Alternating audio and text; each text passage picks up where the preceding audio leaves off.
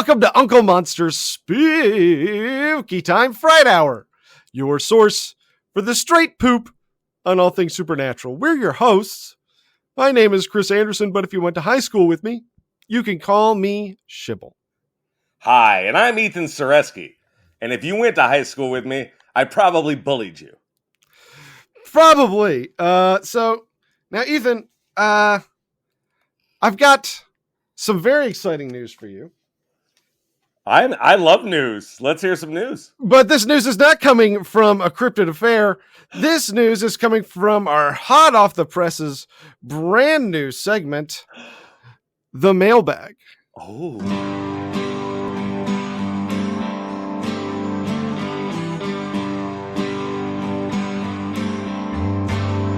I've got a bag full of mail. You sent us some emails, you sent us some DMs. I'll read them in this segment. Well, okay, we still get stoned. Listen to our podcast on your phones if it's in the mailbag. It can't be that bad if you wrote the mailbag. Why the hell are you so glad?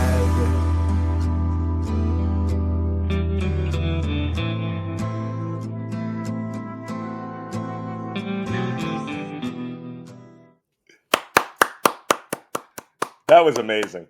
This one came to us through the emails. Listeners, if you want to email to us, you can email us at unclemonsterpodcast@gmail.com. And if you get on the show, you will get your own unique bumper. That's the Uncle Monster guarantee. This one comes to us through the Gmail. Dear Uncle Monster, hi, I'm a little stoned right now, which seems like the perfect state from which to send you a missive. Congratulations on your letter bag. Thank you. I was wondering if you would consider covering All Colors Sam the Sandown Clown. If you don't know who that is, you're welcome for the results of that search I just made you do. If you know who that is, but think the story is a little slight to make for a full episode, well, that's never been an issue for us. Yeah, really. I don't know what he's talking about. That's understandable, I guess. Thanks anyway. Yours, definitely not All Colors Sam or an affiliate of All Colors Sam. That is a funny message. Yes, and great suggestion. We've never done any clowns. Okay, I'm going to make a pledge because that was such a cool missive. I love the word missive, by the way. I always use that in emails. Efficacy and missive are my two. Nice. I am going to pledge to cover All Colors Sam, the racist clown. What was it? Sandown Clown. The Sandown Clown. Okay, I'm telling you, I will cover him. All right. When you do mailbag, we listen.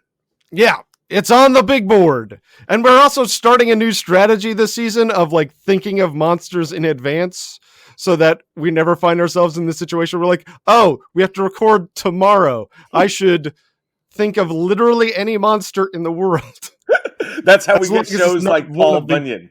Yeah, as long as it's not one of the 70 ones we've previously done. And let me tell you, just sit down and try and write down a list of 70 monsters without looking at our episodes. It can be a little bit hard off the top of the dome. A little bit. Either, why don't you hit our listeners up with the premise of the show? Well, this week, like all weeks on Uncle Monster's Spooky Time Fright Hour, one of us, Shibby, this week, has done extensive research on a ghost, ghoul, goblin, demon, or cryptid. And the other one of us, me, Ethan, has done very little. I have been relaxing. I met a girl. We'll go into that later. And I've also been watching a lot of sports. So Shibble's been working hard. So you guys should enjoy as I am the audience surrogate. Let's find out what this week's cryptid is. What is it, Shibs? This week, it's the Nephilim. The Nephilim. Wow. And that's from where? The Nephilim are from the Bible. Oh. From the ancient Bible, we will also be talking about a specific Nephilim known as the Giant of Kandahar, and he is from Kandahar, Afghanistan. Oh, yeah. Well, yeah, I'm familiar with Kandahar. We bomb them all the time. Yeah, we really did a number on those poor people. Yes, we certainly tortured them for very little reason. Now, Ethan, do you know what a Nephilim is? I don't think you do. You know, I did. When you said it, I thought something angelic or biblical or something like that. It's got that sound, but I do not know the specifics. Well, then, why don't you just close your eyes for a second and enter your mind palace. Memories. Things that happened to you as a child. Things that you saw on television. A book that you read. Things that never happened.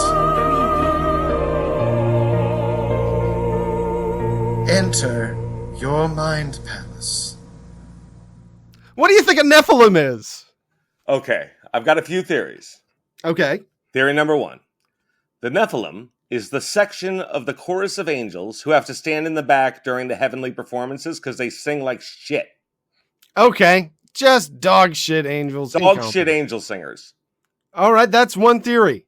Is it right? I'm going to tell you, it's closer than you might think. Oh, excellent. Well, maybe I'll get closer each time. Theory number 2, what someone who hates lime says when asked if they would like a lime. Nephilim. Yep, never lime. That pleased me. Theory number 3, and my final theory is that the Nephilim is just the name of the creepiest little Amish boy ever.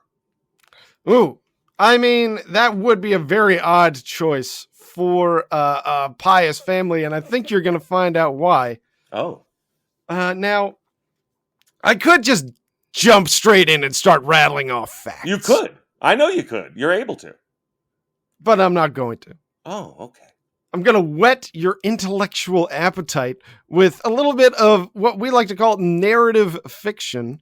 Well, there's only one thing that could mean. It's story time. It's story time. It's story time.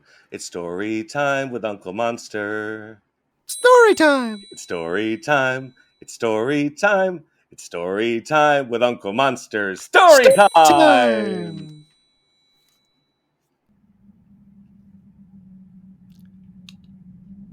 You know, there's just something about arms. You can't get enough arms. You love buying arms. You love bearing arms. But more than anything, you love dealing arms. You, Shoshana Xanadu, love your job as an international arms dealer. The feeling of raw power as you hold an arm in your hand is like nothing else. And you love seeing the look on your customers' faces as they pick up one of your arms for the first time. It's magical. The Constitution of the United States of America guarantees the right of every man, woman, and child the right to bear arms. And you believe that an armed society is a safe society. That's why you've made it your mission to bring your arms to people living in the most dangerous parts of the world. Oh. Where they don't have the common sense governance that says that every single person should have a loaded gun on them all the time. That's why you're here in Afghanistan. These people just aren't living safe out here. Fortunately, you've made contact with some nice young men looking to get arms to the people. They're sort of a new Taliban. They're calling themselves the Taliban. Taliban 2. It's kind of a stretch, but you can tell their heart is in the right place when it comes to buying just a bunch of high-powered guns. After one of their guys reached out to you via the dark web. Don't ask me how any of that stuff works. And one of your established clients vouched for him. You made arrangements to meet with the Taliban today to hammer out a deal.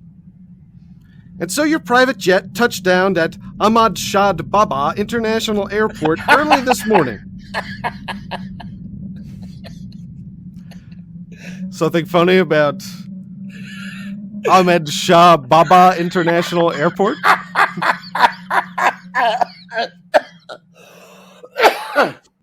Yes. Now, you and your driver, Reichardt, are riding through a remote valley road in Kandahar with a trunk full of automatic weapons. The Taliban is hoping to set up a remote mountain compound inspired by the cave complex Time magazine claimed Osama bin Laden had. And you had to commend their ambition.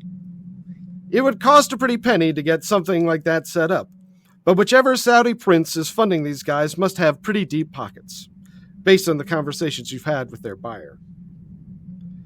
Reichardt rounds the corner of the valley, and you find the cave entrance just where your contact said it would be.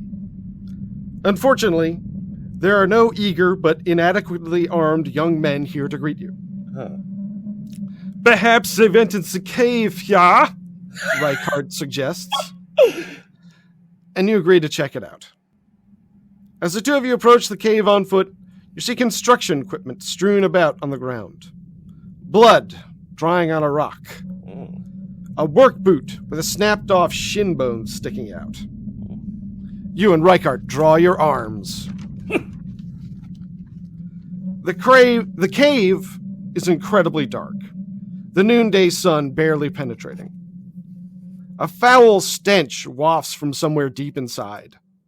It smells kind of like old milk and paint. Then you hear footsteps. Lumbering out of the darkness comes a creature that you would call a man if men could be 12 feet tall. Wow. He's garbed in crude animal skins.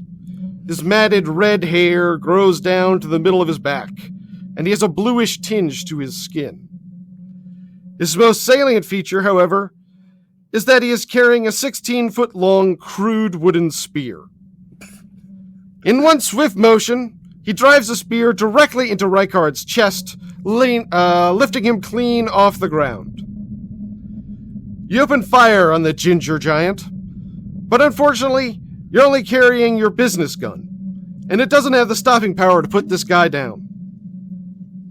He tosses the impaled Reichardt to the side and turns to you with hate in his eyes. You turn to run, but you feel his massive six-fingered hands upon you. He squeezes the life from your very chest, and you think to yourself, boy, I wish I'd brought a bigger gun.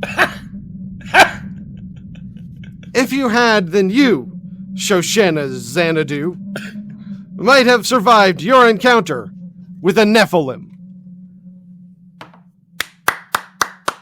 Very. I love that story. You know what I Thank liked? I mean, aside from the really funny shit, and I thought, you know what? There was one disappointment. Want to hear it? Tell me. I loved Reichardt's voice so much that when he was impaled, I thought he was going to say like, "Oh, I've been impaled" in that voice. Oh, yeah, that was a missed opportunity. I love the Reichardt voice, but I thought it was really well written. I mean, just amazing. And I love the description of the smell of milk and paint. That was really good. That was inspired by an old customer of mine. Who smelled like milk and the video paint? store. He smelled like old milk and paint. He was one of the most disturbing people I ever met in my life. He was at the porn store. Well, we were No, a but video he was store. a porn customer. He was a porn customer for sure. Right, yeah. I remember him one time saying to a coworker of mine who was a lady buying from her several porn movies and saying, "Do you like these movies? I like these movies better than horror movies." Which is like, what? Why are they even like adjacent in your brain? It's just another genre to him. I don't know. That quick association of murder and pornography was very off-putting. At least he didn't say, like, it's really good, but not quite as good as snuff films. Well, it reminds... Another disturbing customer of mine was a guy who came in. He needed his mother to set up an account for him, and he was probably in his late 30s. And he was like cussing at his mom the whole time. Just be like, stop asking so many fucking questions, mom. And then he asked if we had documentaries about nudists and Nazi experimentation. Okay, you don't serve that customer. Yeah, I was like, I just said, nope, sorry, bro. I don't have a search function for that. I'm sorry. He's like, we're visiting from Parkland, Florida. I'm really excited about this video store. Yeah, he was. Yeah. I ran into a lot of freaks at that job. I'm sure. Congratulations on not being murdered. Well, the Nephilim. Speaking of scary. Yeah. How about that big old Nephilim? Let me see if I understand. The Nephilim is a 12-foot red-headed giant with 6 fingers on each hand and super strength. Well, I mean, I guess average strength for a 12-footer, or maybe super strength. I'm not sure. I couldn't put it together. And I don't know anything about the origins or motivations, but that's what I have so far. All right. Well, here we go. The Nephilim are an ancient race of giants, only half human. Some are said to still live in Afghanistan. What's the other half? Middle East. Well, you'll find out. Oh, I thought it was just going to be a cliffhanger. They're 12 to 15 feet tall. They have a bluish skin, red hair, 6 fingers on each hand, and 6 toes on each foot. Freaks, yeah. Yeah, real weirdies. Mm-hmm. Now, the term Nephilim... Well, before we get to that, do you have any facts for me this week? We have Layla presents the best Bible typos. Yes! Layla presents the best Bible typos. Number 1. Jesus was his name. Or was it? Wait, what? What? What? Huh? You get out of here with that. Huh? Joshua, more like. You see, the English name is a transliteration of the Greek Jesus, which comes from the Hebrew Yeshua, which is a direct version of Joshua. So he's really Joshua Christ. Or he's alternately, like those would be different translations of his same name, which probably would have been something like Aramaic. I like to think he's Josh Christ. All right, well, there we go. We're just going to be calling him Joshy. Josh Christ. Number 2. Sin on More. Which sounds like a Rolling Stones song, kind of. Yeah. Or a hair metal album. Yeah, no, much more so. Good point. A 1716 edition of the 17th century King James Version of the Bible, also known as... I hate when I copy down a bad joke, from the source. But here, I'll give you the joke, and I'll let you know that I didn't write it and I didn't mean to copy it. Of the King James Version, better known as the Party Bible. Wait, no, it isn't. They write, no, it isn't. It's very funny. Okay, so the 17th century version of King James replaces sin no more from Jeremiah 31:34 with sin on more. There were 8,000 copies printed before anyone noticed. Boy, somebody really ought to be a little red-faced about that one back at the old printing press. I would blame Satan. I mean, they would believe it. Yeah, no, he's in there. Did you print our Bibles? Like, we tried, but Satan messed up one of the pages, so I'm sorry we can't give you a refund, but we'll try again. That's why we're burning all these Bibles. Number 3. Let the children first be killed. This one's awkward. It's Mark 7:27, and it's supposed to be, let the children first be filled. Equally disgusting. A 1795 edition of the King James Version said, let the children first be killed. Well, I mean, yeah, that's normally the opposite of how we want those things to run. Normally, the children, you want them to be killed last. Unless they're between you and a monster. Then I want them to be killed first and give me more time to run. All right, fair enough. Do not put your children anywhere near Ethan and a monster. He will not save them. They won't make it. Now, speaking of monsters, the Nephilim. Now, you might be wondering where the term Nephilim comes from. I am wondering that, yeah. It comes from the Hebrew, and it has been translated alternately as either the fallen ones or the ones that cause others to fall. Or Oh. sometimes people will just translate it just as giant. But if you translate it etymologically, it would be either the fallen ones or the It's ones a Granny that, Smith or a green one or a red one, but alternately they're known as bananas. yeah. It's sort of like if never mind. It sounded like you said Nephilim, so it No, I truly do not know how to explain what I'm thinking of. They appear in the Bible, right in the very first book, right there in Genesis, chapter 6, verse 4. the Sega part, right? Yes, the Sega part. Right. And so Sonic said unto them, Sonic! no, that's not in there. The Nephilim were in the earth those days, and also after that, when the sons of God came in unto the daughters of men, and they bore children to them. The same were the mighty men of old, the men of renown. Now, you'll notice that I was talking about the sons of God coming in the daughters of men. Is that what you said? Yeah, okay. All right. Yes. They came in them. And this is because they are half angels. Oh, that's dope.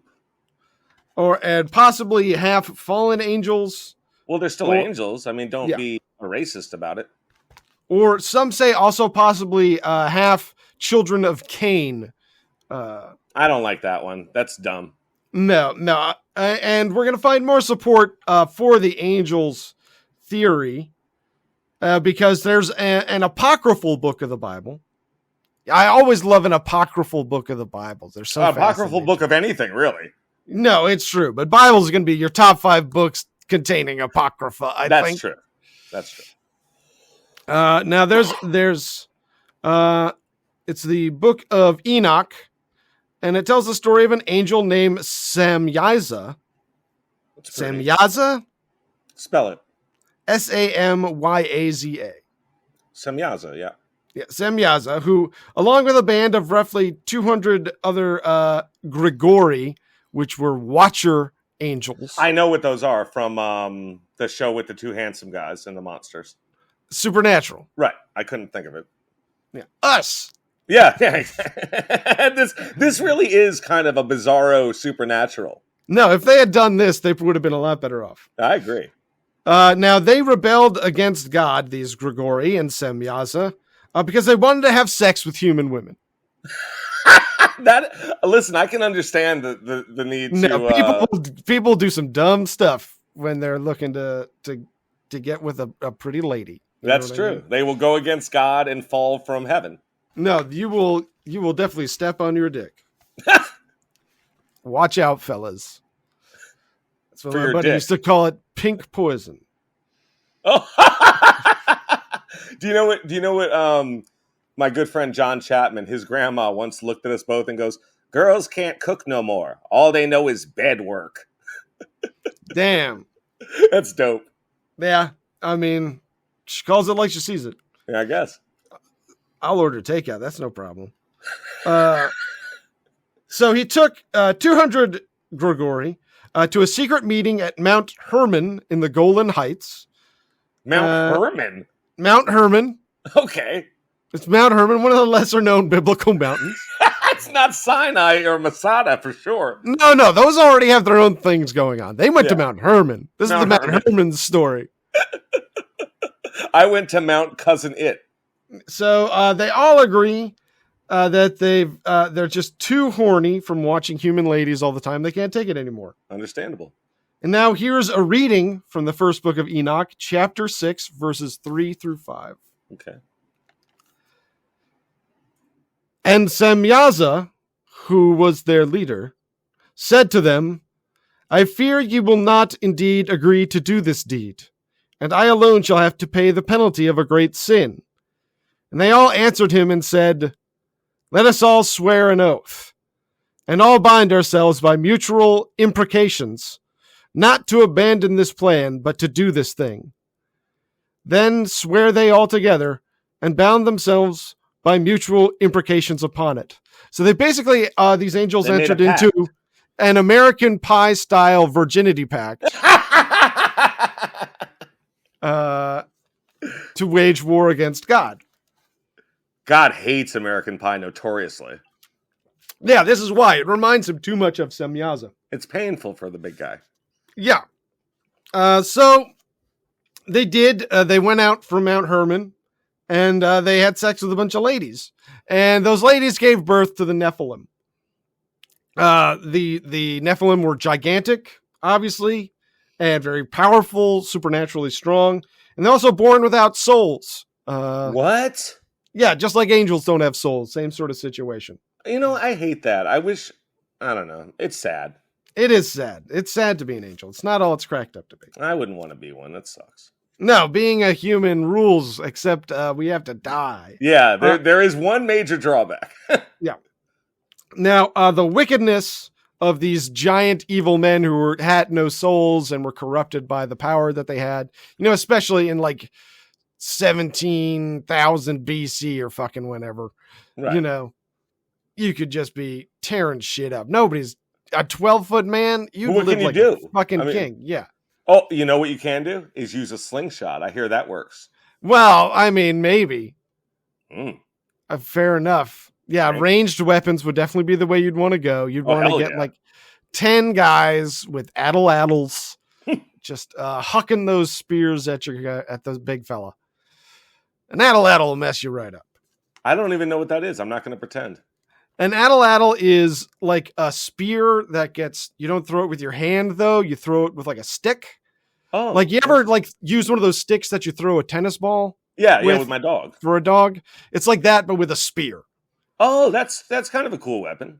Yeah, it is pretty cool. It takes a good amount of skill, but it gets you a better range and with than you would get with just throwing a spear. Want to know another cool weapon? It's one of my favorite words. Yes. Okay, a labyr, Labyr, is a what? Do you know? No, I don't. A two-headed war axe. Okay. That sounds familiar. Yeah, It's a two-headed fun war word. axe is a badass weapon for sure. That's right. Now, these giants, they were quite wicked, as I say. And the big guy upstairs, he doesn't much care for this wickedness. And so they were one of the deciding factors when he decides to flood the earth. How fucked up is that? Yeah, and they're like, and he's like, on top of all the people being fucked up, I got these Nephilim running around. I gotta wash them out of here too. So he was on the fence, but he was like, I gotta get rid of these fucking red-headed half giants. Yeah, that's a fucking problem too. We got a Hagrid issue. If I can slam dunk those guys straight into hell, boy, that would help me out a lot. Yeah. Forget all the people. And I don't have to like lightning bolt them one at a time. I mean, the only guy I really like is Noah and his kids. So just fuck it. Just fuck it. Just hit the reset button. And I like all animals, but only two of them. Yeah. And frankly, those unicorns are throwing me off. Let's leave those guys behind. That's funny. Now, here's the bad news. Looks like God didn't finish the job. Wait, you're telling me someone survived the flood? Other than Noah?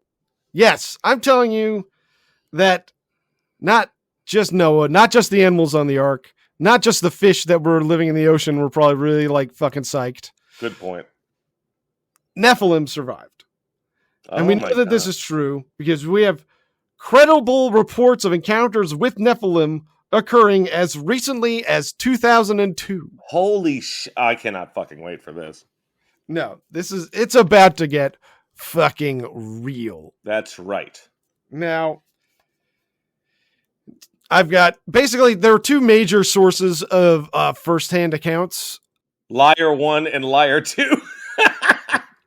First, in 2008, conservative radio DJ Steve Quayle was on the radio show Coast to Coast, and he was interviewing a man that he only referred to as Pilot.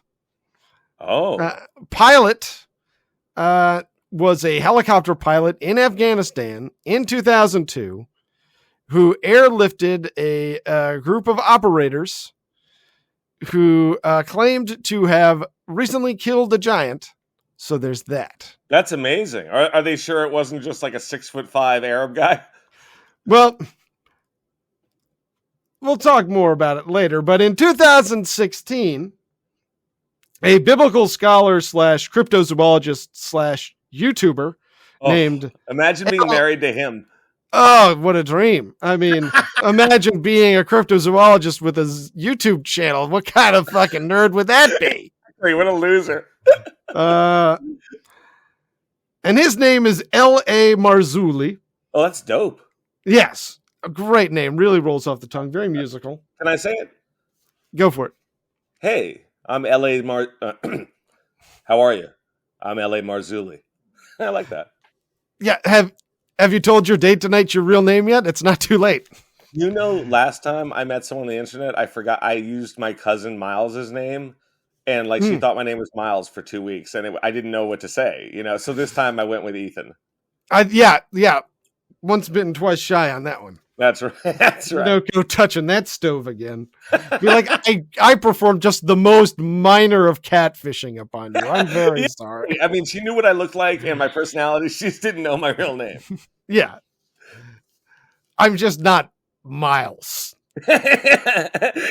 The most basic fact, core information about me is just untrue. I'm a liar.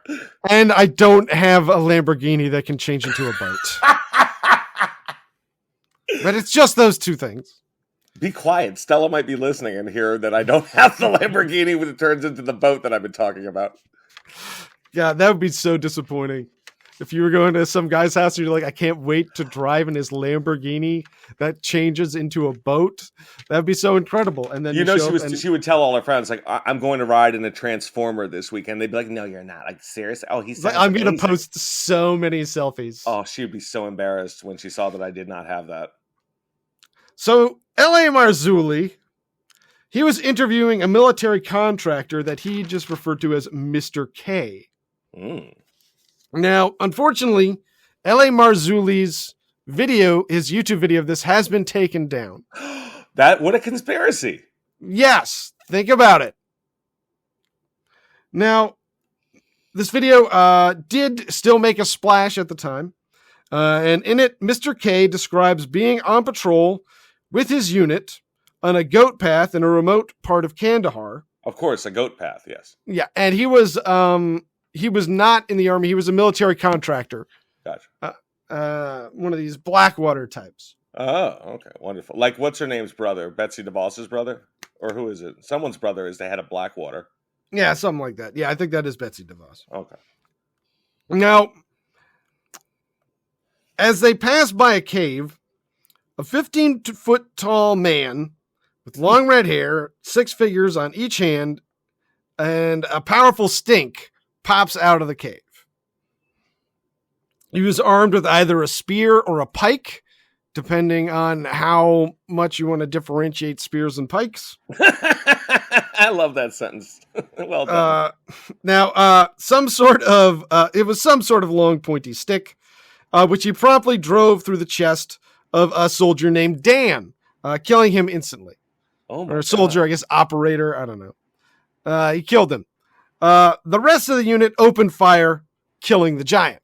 They called it in, and a helicopter flew in, and they wrapped him up in a big net, and he weighed over 1,000 pounds.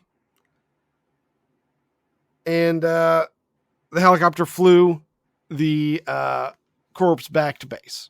Back to Area 51, I would imagine. Yeah.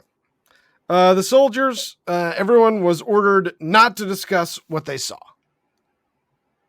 That's why the YouTube video was taken down. Yeah, and that's why it took him another 8 years to get on L.A. Marzulli's show. Well, he was scared, man. You don't want to go... the government will take you out, man, if you talk about, some secret shit. That's why he had to hide his identity and be referred to solely as Mr. K. Right. He loves animal tranquilizers. So unless you want to question our troops... No, never. I don't think you could ever find a source more credible than the troops Everybody, give it up for the troops. Yeah, the troops. They're Now so let's brave. give it up for the politicians who start the wars. Yes. Yay! Yes, keep voting them in. Right. We Not voting for Raytheon. them is a vote for their opponent. Got to keep paying Raytheon. Very important. So that sort of comes to the end of my Nephilim research. That was very detailed. What do you mean? You act like it was quick. I mean, that was really good. Well, thank you. Do you have any more? Layla presents Biblical Typos. Number 4. If the latter husband ate her. Known as the Cannibal's Bible. Seriously, that's really the name of this. That's a good version. name. Yeah, I love that. I was reading this and I was like, God, would I love to own a Cannibal's? But I wonder if they're expensive. That would also be a great name for a cookbook. Oh my God, yes, a cookbook for cannibals. No one's done that. Oh my God, you're on fire. Known as the Cannibal's Bible, a 1682 printing of the Bible alters this passage from Deuteronomy 24:3, which is meant to read, if the latter husband hate her. Equally as dark. Yeah. I mean, it's already, so it would really blend into this dark passage of this terrible relationship between this husband. Well, there's not many, great relationships in the Bible. Except for mine with Jesus. Number 5. To remain. In an 1805 Bible, a proofreader's notes corresponding to the question of whether a comma should be removed or not ended up as part of Galatians 4:29. There was an instruction he wrote to keep the comma, because there had been a suggestion that they do it like the dictionary. Every so often they're like, okay, let's make some changes, and there was a deletion suggestion of a comma, and it reads, but as then he that was born after the flesh persecuted him, that was born after the spirit, to remain, comma, because they meant the comma was to remain. To remain, comma, even so it is now. That's funny. That is funny. I think that's a classic. That's a classic gag. I wish there had been a better note. Like, what the fuck do you mean? The comma's fine. Leave it there, Henry. After the flesh persecuted him, that was born after the spirit. Leave it there, Henry. Even so, that sounds better. You're right. Number 6. Holy Ghost. This tricky turn of phrase illustrates some of the pitfalls of biblical translation. The Greek word pneuma means breath or spirit, but in the King James Version, it is mistranslated as ghost. So not only does this make the concept of the Holy Spirit very confusing, it gives us the bizarre phrase, he gave up the ghost in Luke 23:46, which would be better translated as he breathed his last. So it's not even the Holy Ghost. No, that a lot of people consider Holy Ghost to be an outdated term. I think it's on the wane. Oh, really? You think one day it'll be like Father, Son, and whatever? Yeah, I mean, I think it'll be like there was a lot of retranslation that was done under Pope Ratzinger. Like he went back to closer to more faithful Latin translations in Mass, and they had to like reprint instructions for every church to hand out because you had to stop saying like part of it was you would turn to whoever was witness to you and you would say, peace be with you. And then you would say back to them and also with you. And everybody would shake hands. It was a nice part of the ceremony. Mellow greetings, Shibble. Yeah. You'd say peace be with you. And they'd say also with you. But now it's peace be with you. And the respond is and with your spirit, which just like doesn't feel like a natural thing to say. Oh, it does to me. And with your spirit. It sounds like something that would just roll off my tongue. Well, peace be with you, Ethan. Mellow greetings, Shibble. Was that the last fact? No, but there are 3 more, and I thought I'd keep them. I meant the last one for this. I apologize. I misunderstood. Yes, that was the last of this block of 3. Yes. Well, that transition was so smooth that it's crazy. It was. You know what else is crazy is the Nephilim. Mm-hmm. But can it love?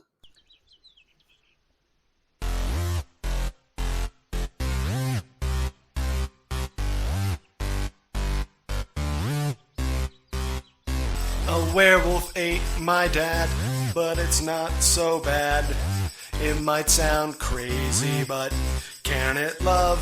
Can it give me a kiss? Can it hold my hand? Would it say I love you? Does it understand? Does it know that I've never felt this way before? There's a full moon tonight. It's so romantic, and this might sound crazy, but can it love?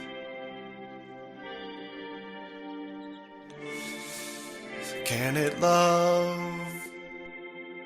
That's so sweet. Thank you. You know what else is sweet? Just a big old Nephilim in love. Do you think it could happen? No. Didn't you tell me they don't have souls? They do not have souls. That is my understanding. I may be wrong. I'm not, like God or anything. I don't know this kind of shit, but I would imagine it would take a soul to have love in your heart. Okay. Well, I'm going to say this. All right. Yes. We know that the book of Enoch is in the Apocrypha, right? Mm-hmm. So we know that it's not part of like the infallible word of the living God. Right. So we can neither is the question Bible, that source. but I don't know what your point is. We can question that source, right? Oh, okay. While still, kneeling at the foot of the cross. And very important. Yeah, you want to be able to do that. Yeah. So I think that maybe that part of them not having souls was maybe a misinterpretation or a lie spread by their enemies, who obviously were people being oppressed by these evil giants. Maybe they just had a little tiny sliver of a soul. Oh. And maybe since the flood, their heart has grown 3 sizes. I was trying to get the 3 up. Yeah, it could have happened. It could have happened. They are half human after all. Maybe what these Nephilim need is a little bit of love. I think it would be interesting if they, as you said, had a sliver of love, just a trace amount, not enough love to do anything with, but it could grow if they had, if they learned to love, they have the potential for love, but not the ability immediately. But definitely, I can see the way you're talking, the potential for love. Okay, well then, let's say you wanted to open up the heart of a Nephilim. Where would you take your Nephilim on your first date? Martell. Oh, very classy. It's a nice very restaurant. Romantic. It's in Southport, Connecticut, right on the Fairfield border. It's lovely. And if I really care about someone, that's where I would take them. I'm very excited for you to reveal tonight that your date is actually a Nephilim. Hello. You look just like your pictures. You're a lot taller than I thought you'd be. Your 6th finger is really well formed. I knew a guy with a 6 finger once. Did you really? Yes, he had a very small second thumb growing out of the side of his thumb. That must have been rough for him going to school and having that. I bet it was. I feel bad. I hope he had that removed if he was able to. Nah, I think he grew to be accustomed to it. You know what I mean? Either way, he was a grown adult when I met him. And, oh, okay, all right. Well, if he was fine, good. I'm glad that he was living a good life. Good. That's fine. Where would I go for my first date? What would you do with the Nephilim? Tell me. How would you seduce this giant, red-headed, half-angel, soulless beast? You know what? I'd like to go for a hike. I think, obviously, they like the great outdoors. You don't want to be cramped in some place with a ceiling, right, feeling self-conscious. Oh, great! That's what you're so thoughtful. I wouldn't have thought of that. You want them to be so I like that. That's great. And maybe she could give me a piggyback ride. That would be fun. How fun! Yeah, I just wear me like a little backpack. Oh, a shibby backpack. And then maybe she could. Do you think she could fuck? Oh, I forgot the song. That sounds crazy, but can you fuck? Song is a great word for that. Yeah, it's on the charts. Didn't reach number 1, but it's up there. It should. I think it can fuck. Oh yeah. It has a. Oh, wait a second. Maybe not. It's half human and half angel, right? Yeah. Oh, I forgot to factor in that humans have a soul. Okay, wait. All right, so half human, half angel. Okay, here's the big question that everything depends on. Do angels have like Barbie and Ken areas, or do they have big bulging genitals? Well, they were able to fuck human ladies, right? Not through magic. You're saying there was a physical act. Yeah, no, they physically wanted to do the nasty. Okay, then definitely Nephilim can do the fucking. Yeah, you heard it here first, folks. Biblically, scholars agree Nephilim can fuck. Biblically speaking, at least. Because biblically, it means to know someone biblically. Know someone biblically means to do the nasty. Yeah, in their hole. That's right. To rub the stuff. It's fight night.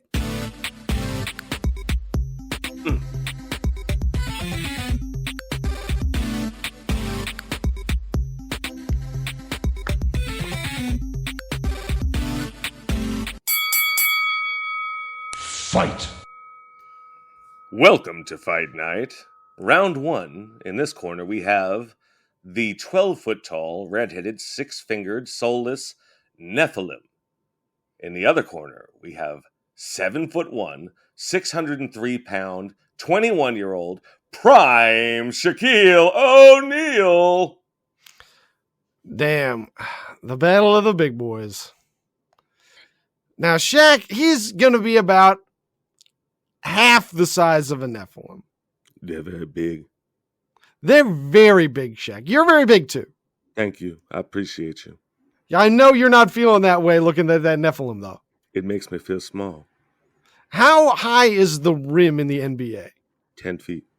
Okay, so this guy, his chin is at the top of the backboard. So basically, I could touch the top of his head if I jumped as high as I could, because that is a story about me from high school. That you could touch the top of the backboard? Yes. Okay, yeah, you could. If you leaped as high as you possibly could, you might be able to punch him in the chin. That sounds like good odds. Wonderful. I'm going to say, when I look at it that way, I'm going to want 3 Shaqs in this fight, my man. I agree with you. I think that's reasonable. And you know what? That's really impressive, because imagine how many us's it would take to kill a Nephilim and only 3 Shaqs. No, I'm going to say you're going to need at least 10 of us each. Yeah, I agree. So we're going to go with 3 Shaqs. All right. Round 2, we have the Nephilim versus Charles Hanson, a backup singer on the song Mbop, who is now the leader of a murderous cult. Boy, his life took a severe turn. Yeah, you just don't see those things coming sometimes. No, and boy, that was a great track, Mbop. Really. The sounds of summer. I'm going to have to say, does Charles Hanson have his followers with him? Of course, he has the Hanson family. He's got the Hanson family, who isn't the actual Hanson family, but his own separate Hanson family. Yeah, murderous, crazy people, not the 3 young brothers. No, not the 3 brothers. Okay, they're gonna have knives. Pretty good with knives. Tex Watson had a gun. Yeah, they're gonna have 1 revolver between them. Now I'm gonna have to put this one on the Nephilim. You're absolutely right. Number 3, we have the Nephilim versus Catwoman. Okay. Catwoman. Obviously, Selena Kyle. That's correct. Also known as masterful cat burglar. Mm-hmm. Very quick on her feet. Good with a whip. Mm-hmm. Yeah, I'm going to say she's nimble enough that she could take down a Nephilim. I agree. I think Catwoman is like a badass. Like I think she's like on the level of Batman, just doesn't get the press. I mean, that's my opinion. Yeah, I think in terms because she's obviously escaped from Batman several times. So she certainly has skill sets in which she could compete with Batman. She's on that level. Number 4, we have the Nephilim versus the Yakuza, Japan's notorious egg and cheese eating tattooed gangsters. Okay. They love a good egg and cheese. That's going to give them the protein they need to start their day. Right, that's important. Yeah, and the carbs on your bagel or your croissant, however you're getting, or your roll. Yeah, and they're probably too young to have to worry about their cholesterol. Yeah, for a totally. lot of them. Yeah, and they'll be armed, and we Very know much. that the Nephilim is weak to gun type attacks after being killed by those special operators in Kandahar. So I'm Good going to put point. this on the Yakuza. Excellent. I agree with you, actually. That takes us to the Nephilim versus the Nephilim, which is a heffalump with one Nephilim parent. Okay, so it's 1/4 angel, Yes. 1/4 human, Yeah. 1/2 Nephilim. Yeah, heffalump. Right. Heffalump. Heffalumps, okay, and obviously no woozles around. No woozles. None. No woozle. But I think the Heffalump is only going to give the Nephilim a couple more tricks. Do you know what I mean? Yeah, you're right. So I'm gonna have to put this one up. Was it Nephilim or Nephilim? Nephilim. Nephilim. Okay, yeah, I'm gonna put this one on the Nephilim. I love that answer. Number 6. The Nephilim versus taking a test in front of a 3D copy of Man Proposes, God Disposes. Okay, so it's almost like he's immersed in there. It's more like an MC Escher. Like if he looks at it long enough, it'll start to, come out. Okay. So it's just employing some different painting techniques. Exactly. Yeah. Okay. It still has a polar bear eating flesh. Don't worry. Yes, and it still is channeling the psychic weight of the collective failures of the British Empire. Yes. Boy, that's a powerful blow. And yeah, I'm going to say angels will be weak to psychic type attacks. Yeah, I'll put this one on the 3D Man Proposes, God Disposes. Great. That's a really interesting answer. I enjoyed that. 2 more. We have the Nephilim. 10 heavy-set divorced women who are tired of taking your shit. They've had enough. 10 of them, you said? Oh, they're very upset. Yes, 10. Oh, 10's a lot, and boy, they're not going to make it. I'm going to have to put this one on the Nephilim. Oh, wow. He's going to murder all the divorced ladies. Okay. Yeah. Last but not least, we have the Nephilim versus the Nephilim versus the Minotaur, the half tiny fish, half tar guardian of the labyrinth. Half tar, like just tar the substance from tar. the film. Oh, okay. I thought you meant like tar from the movie Tar. Oh no, I don't. Starring Not Kate the tar Blanchett. baby. I'm talking. The Minotaur is half minnow, half tar. Okay, that's gonna be a pretty small creature. It's only half minnow. There could be a ton of tar. You never know that. Well, since it's half and half, I'm gonna have to assume the equal parts minnow and tar. But I didn't mean half size. I meant like half like birthright. Okay, so they both have equal control. Yeah. So it's a minnow's head and shoulders Yeah. sticking out of a giant pool of tar. A mass of tar, yeah. I'm still gonna put this one on the Nephilim. I gotta say it. And that was Fight Night. If you had said it was the conductor tar, I might have gone a different way. Understood.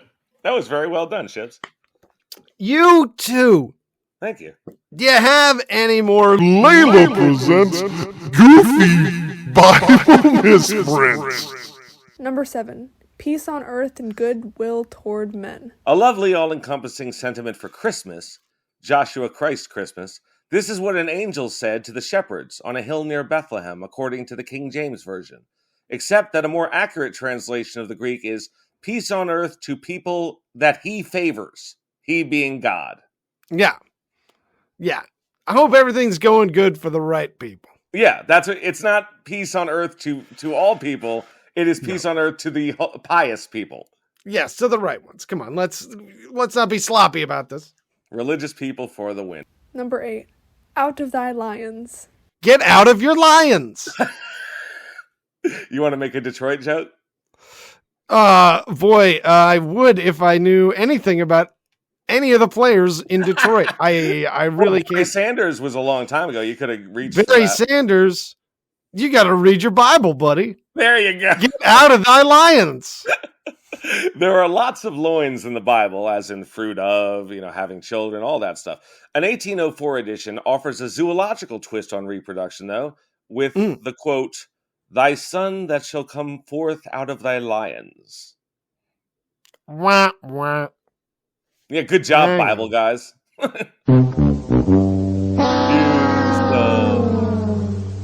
Number 9. Printers have persecuted me. A Freudian finale to the list. This error in a 1612 Bible blames our inky-fingered friends instead of princes, which is the real word. Entirely justified, you might think, except that in the age of the internet, I'm not going to... God, their jokes... You really got to proofread these before. No, I proofread them, but then I look at them and I go like, oh, that's not info. It's like, it's awful. So, yeah, it's printers have persecuted me, but it's princes have persecuted me. So that's actually, it kind of has some meaning to it because they had to stop printing certain versions of the Bible, including the first English translation, which was banned initially. Wah, wah. Who'd have thought? Well, Ethan, I can tell that you're just horribly terrified. You know what? You know me so well. I'm fucking scared to shit. I'm frightened. I mean, one of these things killed a troop. You know what? And we support the effing troops. Yeah, I mean, to me, the scariest thing that could ever happen would be someone in a war dies. Oh my God. We support the troops and condemn Hamas. You gotta tell me, speaking of Hamas, is real? Is real? Sheket bavakasha. Hey! Who would have thought that the name of this segment would be the part of the show that is aged so poorly? Yeah, out of everything we've said, it's the Israel section that's the most uncomfortable. Thanks, Netanyahu. Yeah, seriously. Fuck for you, the man. real victims of what you're doing. This is our 9/11. Now, it's tough to say whether or not, of course, the biblical Nephilim are real. But contemporary cryptozoologists do consider the Kandahar giant, at the very least, to be a hoax. They consider. I thought you were going to say they consider it to be real. So the one the troops killed was a hoax. Yeah, because apparently it just became first of all, it just sort of became a thing that like special forces would say. They would just like whenever they got back to base, be like, "We killed a giant out there." Like it was like an in joke that they had. Apparently, it's really funny. It's kind of funny. I'll give them that. To go back and be like, I shot a guy that was 15 feet tall today. Well, at least they kept their sense of humor after having to murder people to go through college. It's true. And then that guy, Mr. K, his story where he talks about an operator named Dan getting killed. Yeah. No one named Dan. There's no records of anyone named No Dan. one named Dan has ever served in the army, you're saying? No one got killed in Afghanistan named Dan at that time. Oh, that's disappointing. I mean, not that no one died, disappointing that the story's not true. Yes. So the story does not seem to check out. There does not appear to be a giant of Kandahar. That has not stopped the giant of Kandahar story from gaining traction in QAnon circles, which is why I definitely wanted to make sure that I came out and said the official viewpoint of Uncle Monster is Nephilim are not real. There's a reason why they were apocryphal in the Bible. Yeah, they're also not real. That's the other reason. Sorry, Q, brothers Q. Yeah, we hate to break it to you. Yeah, we love you guys, but sorry, you're fucking insane. Yeah, no, everything else you're saying is 100% right, and you need to keep on spreading the word and the light. They know, man. They know. They have secret information. Speaking of spreading the light, is that the red light from Uncle Monster? Ooh.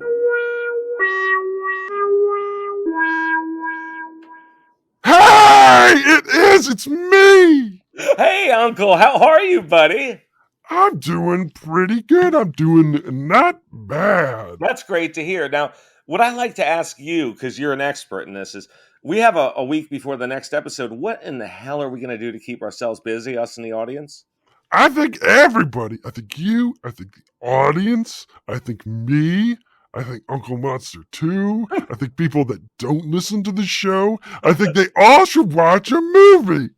That's an amazing idea. I like that. But the question is, though, which movie?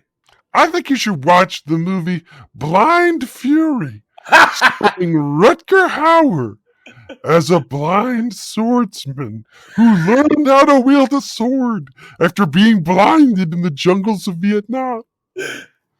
It sounds like an amazing film. I'm really looking forward to that, Uncle Monster. That's a good suggestion, actually. That's your best one I've heard in a while. It clocks in as below 90 minutes, and it's available to watch for free on Tubi. Thank you for the info. Hey! Is that Uncle Monster 2? It's me, Dose! It's the twofer. What's going on, brother? You got a movie recommendation for us? Oh, of course. I love to give movie recommendations to you guys. If you invest too much in sealed VHS, you should check out the feature-length motion picture, The Sandlot. A guy's girlfriend dies and he rebuilds her with pieces of New York City hookers. I'm sorry, that was Frankenhooker. This one is baseball or something. The national pastime. But don't take my word for it, LeVar. Don't take his word for it, LeVar. But listeners, take my word for it when I say you should head over to our Patreon at Uncle Monster 6, where you can find a bunch of fun bonus episodes. We're currently working our way through the Paranormal Activity franchise. Hell yeah. We also, you should find us on YouTube.